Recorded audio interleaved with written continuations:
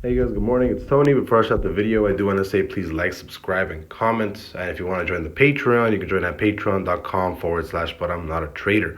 If you guys want to, understand my strategies, how to get funded, all that good stuff, then, the Patreon is where to be. A lot of, I say a majority of people are actually unfunded accounts, which is kind of not where I expected it to be. But it's very nice because everybody's running on funded accounts and plenty of people doing really, really good. Sorry, that's a little cold. But today I'm actually forward testing my breakout strategy version 2, which is this would essentially be my perfected strategy on this one, right? So as of right now, what I'm forward testing is essentially for us. You can see on the HLC, right? So what I'm forward testing is us hitting the fib, and then if we close a 4-hour back within the box, right, within your time frame, the target is going to be right here at 506.98, right? So essentially, what's happening is, essentially, you break the range, right? You go up to the fib, right, and if you close above the fib, then obviously your next level is going to be like up here at 522, right? But if you push up and you don't close above the fib, right, you just hit it and then completely reject and close back into the box, right, your target would actually be the low of range, which is 506.94, right? So that's what I'm forward testing today. So for right now, my target, maybe today, tomorrow would be this 506 on SPY, right? And then we can actually run this on QQQ to see if there's anything. I think I should already have something on QQQ, which I'm surprised I don't. So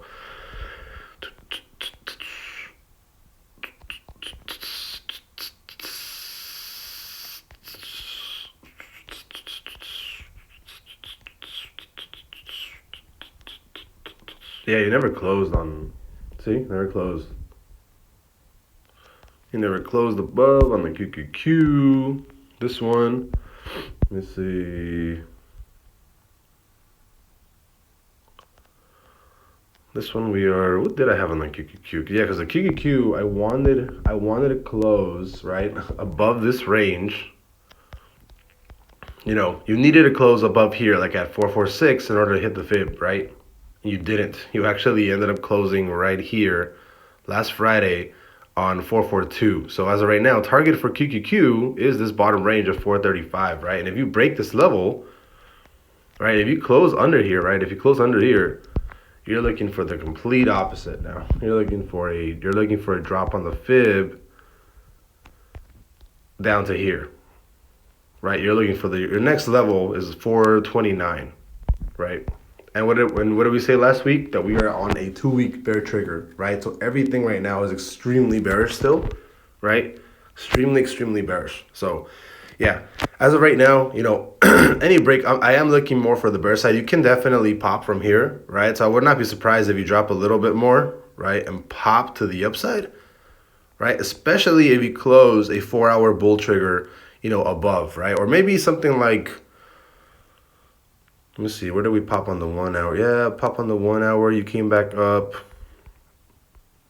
I think I'd definitely be more comfortable for, us closing maybe like a 3-hour inside. Yeah, I'd be more, yeah, I think maybe even a 2-hour. I think a 2-hour would confirm a nice pop to the upside.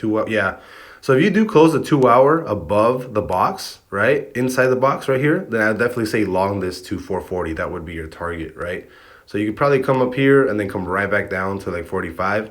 But I'm looking for a 2-hour close on QQQ for this to actually be, something solid, right? But for SPY, target right now is definitely lower at 506. Or if QQQ has that rebound, right, then target for SPY would be something like here, like trend, and then maybe like another push up to like 510, right? It really just depends right now because I want to see where we actually push to the upside. And it looks like the 2-hour on the SPY has a really good, what is it called? Accuracy level. So 3 hours really well. I think the 2 hours is going to do really well. So we'll stick with the 2-hour for now. But I think SPY, right, again, because we did close inside the box, right, strategy, target on strategy would be down here at 506.95. That's basically it, right?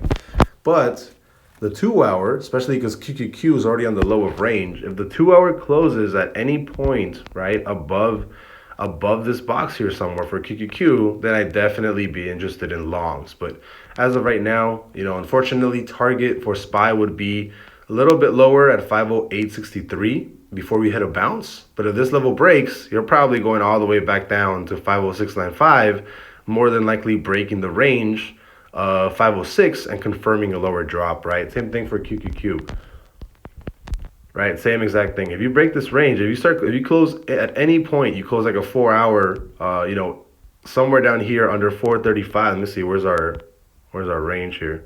Yeah, if you start closing anywhere under this low of, this close of 436.04, then I definitely say, we're more than likely headed to like 429. But I would definitely be interested, right? If the 2 hour closes within this range, within this box, which has a very good chance of happening, I'd definitely be interested in longs and taking this back to 440 and also on SPY. So I'll see you guys later. Bye bye.